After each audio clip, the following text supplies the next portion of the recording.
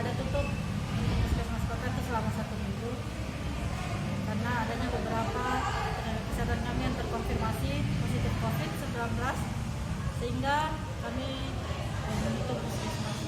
Tapi mulai minggu kemarin kita sudah melakukan pelayanan kesehatan kembali dengan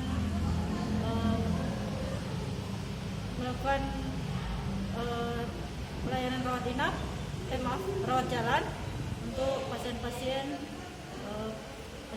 umum dan pasien yang lainnya. Dan untuk rawat inap kami rencana untuk membuka di 1 Agustus bulan depan, di mana personel kami sudah dinyatakan sembuh dan kembali bergabung bersama kami, dan tentu kekuatan SDM yang kami miliki memungkinkan untuk melakukan pelayanan kesehatan baik itu rawat jalan maupun di rawat inap. Jadi untuk pasien-pasien yang datang berobat, mungkin awalnya belum tersampaikan ke masyarakat bahwa puskesmas kota kembali dibuka.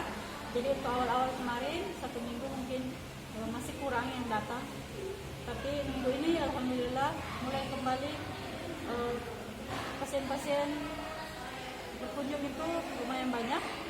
Yang mungkin kemarin masih ragu apakah puskesmas ini buka atau tidak, dan minggu ini sudah banyak pasien kembali, dan mudah-mudahan ke depan teman-teman nakes bisa tetap selalu menjaga kesehatan dan tentu saja dengan menggunakan APD standar yang ada.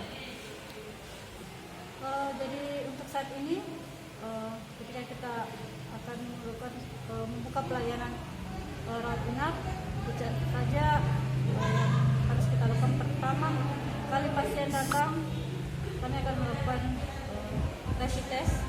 Dalam hal ini tentunya kita akan screening pasien-pasien yang masuk untuk dirawat inap. Mungkin seperti itu. Jadi kami tetap selalu menyampaikan edukasi masyarakat untuk tetap selalu menggunakan masker ketika keluar rumah, dan selalu cuci tangan pakai sabun, dan hindari kerumunan ataupun keramaian. Jangan keluar rumah ketika tidak penting. Jadi seperti itu.